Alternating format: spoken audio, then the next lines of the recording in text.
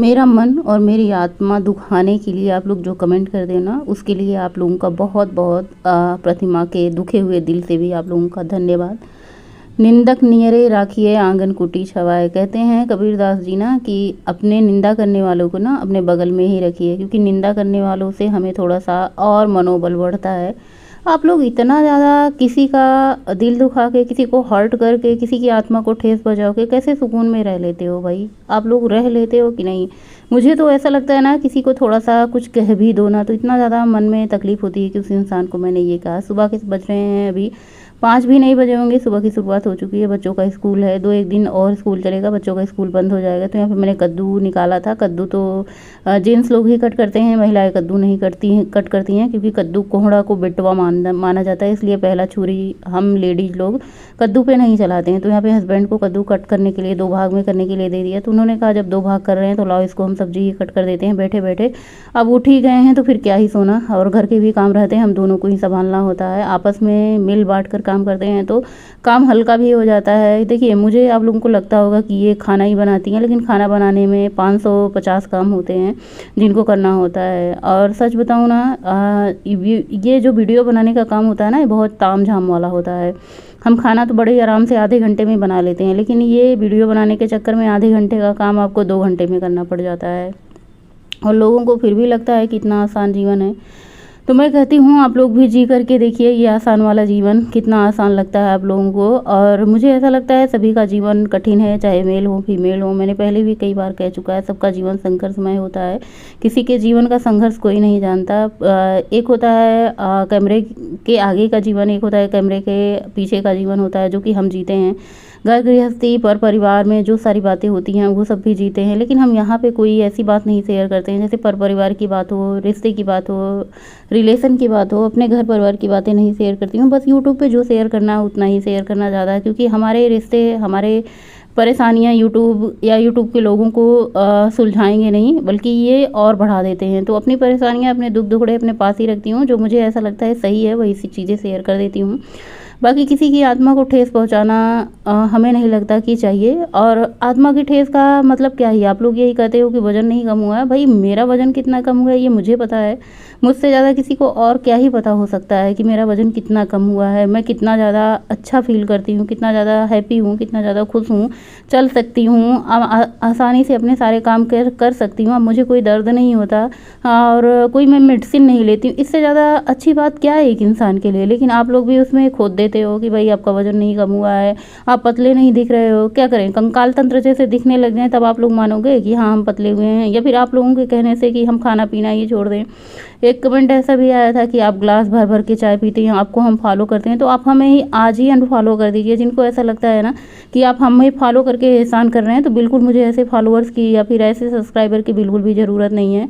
और मैं बहुत कम ही रेयर ही ऐसा कहती हूँ कि आप लोग मेरे यूट्यूब चैनल को सब्सक्राइब करें। जिनको अच्छी लगती है वो खुद ही सब्सक्राइब कर लेंगे, और जिनको ज़रूरत होगी, जिनको वज़न कम करने की ज़रूरत होगी, वो खुद ही सब्सक्राइब कर लेंगे। जिनको मैं अच्छी लगूंगी या मेरी बातें अच्छी लगेंगी वो खुद ही सब्सक्राइब कर लेंगे। तो आप इसलिए मत फॉलो करिए, आप अपना खुद का रूटीन फॉलो कीजिए, आप आपका खाना पीना खुद फॉलो कीजिए। कोई ज़रूरी थोड़ी है कि हम किसी को देख के ही फॉलो करें। कोई बहुत ज़्यादा धनी है तो हम उसको देख के मर ही जाएं, या फिर कोई बहुत ज़्यादा जैसे डाइट के हिसाब से बहुत ज़्यादा व्रत उपवास कर लेता है। तो हर चीज़ सबके लिए नहीं होती है, हर चीज़ सब नहीं कर सकते हैं, ये मैंने पहले भी बताया। अब मुझे थायराइड है, ऐसा तो ज़रूरी नहीं कि सभी को थायराइड है। तो मुझे ऐसा होता है कि ना थायराइड वाली डाइट फॉलो करती। अभी ये चीज़ देखिए, छोटी सी ग्लास में मैं चाय पी रही हूँ, इसमें कितनी चाय रही होगी? मुश्किल से 2 घूंट चाय रही होगी।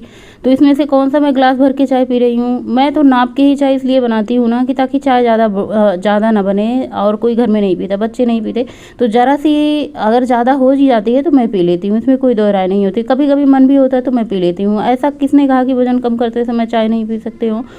और वज़न कम करना है तो आपको चाय छोड़ना पड़ेगी? बिल्कुल ऐसा नहीं। आप जो भर भर के कैलोरी वाली चीज़ें खाती हैं वो सब छोड़ना पड़ेगा। आप बाहर की चीज़ें खाती हैं वो सब छोड़ना पड़ेगा। आपको डाइट करनी पड़ेगी, साथ में एक्सरसाइज करनी पड़ेगी। अगर एक्सरसाइज नहीं करना चाहते हैं तो आपको कम से कम 1.5 से 2 घंटे की वॉक करनी पड़ेगी। वज़न हमारा डिपेंड करता है हमारी कैलोरी पे, कि हम कैलोरी कितना खा रहे हैं, हम खा क्या रहे हैं।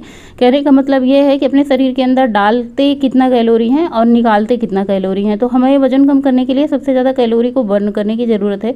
जब हम कैलोरी को बर्न करेंगे तब जाके हमारा वजन कम होगा। एक दिन आप लोग व्रत रखते होंगे तो देखते होंगे कितना ज़्यादा शरीर आपका हल्का लग रहा है, कितना ज़्यादा आप लाइट महसूस कर रहे हैं। तो उसी अनुसार धीरे धीरे करके जब आप कैलोरी कम खाएंगे और कैलोरी खर्च ज़्यादा करेंगे तो आपका वजन घटेगा।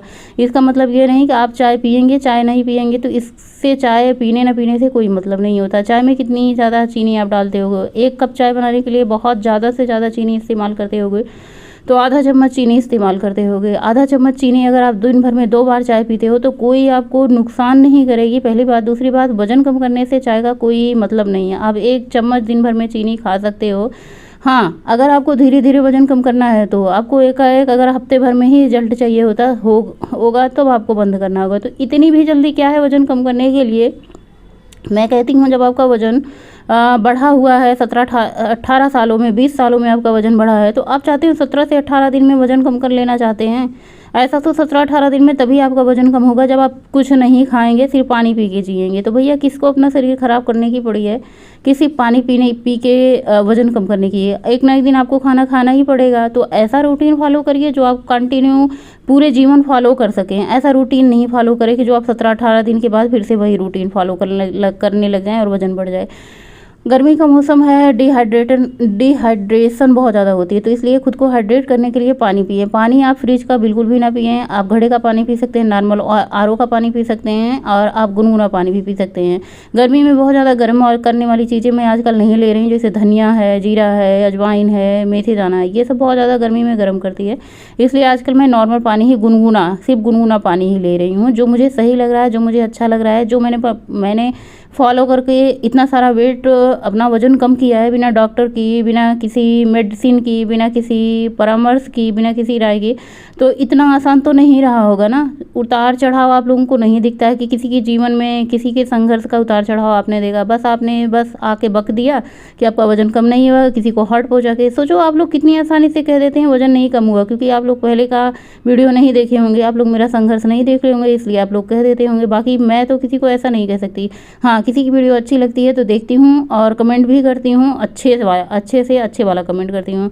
किसी की वीडियो नहीं देखनी होती है तो मैं उसको लाइक करके छोड़ देती हूँ, कोई कमेंट नहीं करती। इसका मतलब ये तो नहीं कि हम किसी को ठेस पहुँचाएं, किसी के काम की तारीफ़ करें। किसी की काम की तारीफ़ नहीं कर सकते तो कम से कम उसको तकलीफ़ पहुँचाने का हमें कोई अधिकार नहीं है, कोई हक नहीं है।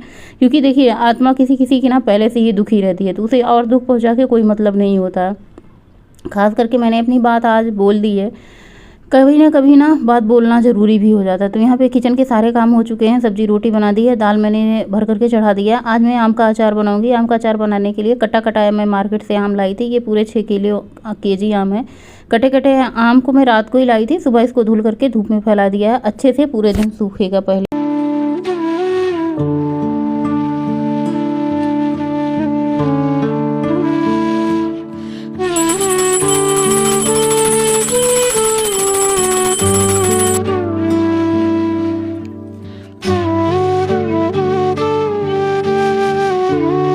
और सबसे पहले किचन में आके दूध गर्म होने के लिए रख दिया था। ये 2 लीटर दूध है, इसको खौला के आधा लीटर दूध मैंने जला दिया है। जब दूध को खूब अच्छे से गाढ़ा करते हैं तभी हमारी दही अच्छे से जमती है।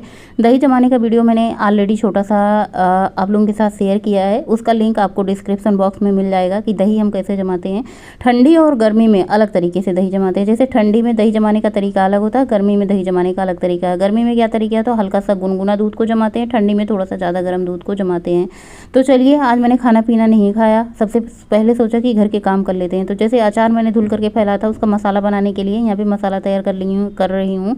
इसमें धनिया लिया है, सौंफ लिया है, जीरा लिया है, इसमें 5-6 चम्मच मैंने मेथी दाना डाल दिया, अजवाइन लिया है। तो अजवाइन है, धनिया है, सौंफ है, जीरा है, मेथी दाना है, इनको अच्छे से भून लेते हैं।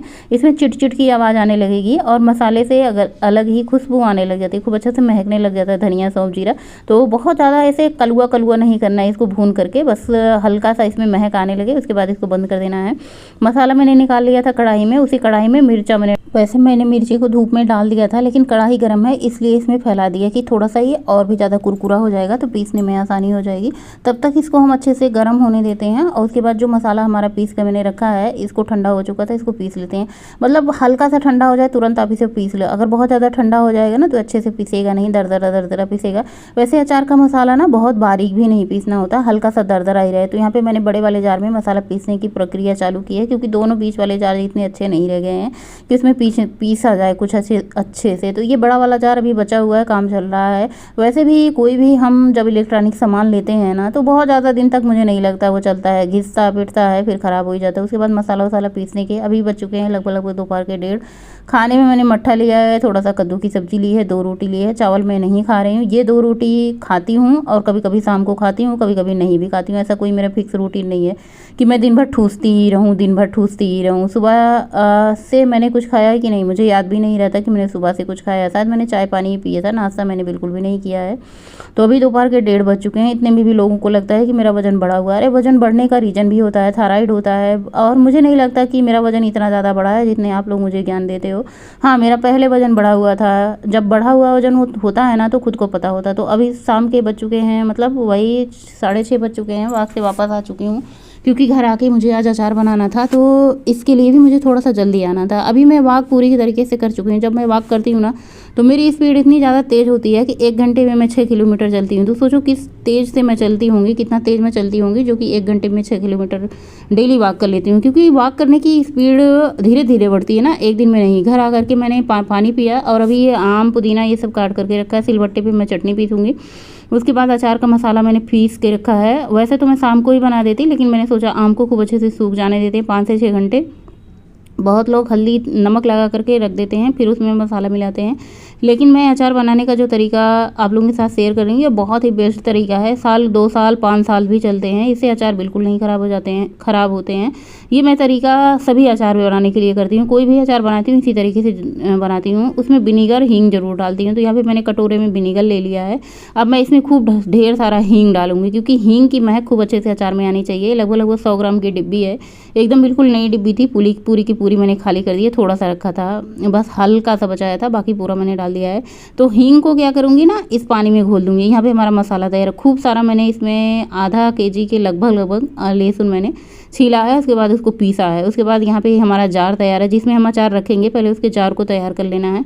आप इसमें क्या करें, ये हींग और विनीगर वाला पानी पूरे जार में लगा दीजिए। इससे क्या होगा, आपका अचार बिल्कुल भी नहीं ख़राब होगा, कम तेल रहेगा। मैं अपने अचार में बहुत ज़्यादा तेल नहीं डालती हूँ। बहुत ज़्यादा तेल डाल देने से क्या होता है ना कि अचार का मसाला बिल्कुल ऐसे अचार में टिकता ही नहीं है, बह जाता है। तो उतना ही तेल डालो जिससे आपके आम पे मसाला चिपका रहे। तो यहाँ पे मैंने 2 डिब्बा तैयार किया है, क्योंकि 1 डिब्बे में नहीं आएगा अभी अचार। गल जाने के बाद भले ही थोड़ा सा अचार हो जाए, लेकिन अभी ताज़ा अचार बन रहा है ना, तो वो 2 डिब्बे में ही आएगा। 5 केजी मैंने इससे पहले भी अचार बनाया था, तो वो 2 डिब्बे में ही आया था, 1 डिब्बे में नहीं आया था। तो यहाँ पे सबसे पहले मसाले में नमक मैं ऐड कर रही हूँ। इसमें धनिया सौंफ जीरा जो कुछ मैंने भुना था उसको पीस लिया था, लाल मिर्ची पीस लिए थे, और लहसुन मैंने इसमें पीस करके डाल दिया था। देखिए, मैं कोई चीज़ मेजर करके तौल करके नहीं डाल रही हूँ। मेरी आदत है अंदाज से ही बनाने की, अंदाज से ही बनाती हूँ, अंदाज से ही सब कुछ करती हूँ। अब इतना अंदाज हो ही जाता है करते करते, थोड़ा सा कम ज़्यादा हो सकता है, ऐसा नहीं है कि कम ज़्यादा नहीं हो सकता, लेकिन हाँ अंदाज से ही करती हूँ। मैं पहले भी बता देती हूँ, क्योंकि नाप तोल करके मैंने कोई चीज़ नहीं लिया, अंदाज से ही लिया। इसके बाद सारे मसाले को क्या करना है, आपको लहसुन वहसुन के साथ खूब अच्छे से मिक्स कर लेना है। उसके बाद थोड़ा थोड़ा हींग का पानी डाल करके इस तरीके से मसाले को खूब अच्छे से सान लेना है। हींग का पानी डाल करके खूब अच्छे से मसाले में इस तरीके से मतलब पूरे मसाले में फ्लेवर आ जाना चाहिए। और जो मैंने इसमें डाला विनेगर ना, खूब अच्छे से मसाले में पूरा अच्छे से मीज करके मसल करके पूरे मसाले में एकदम से ऐड कर देना है। उसके बाद इसमें तेल डालना है।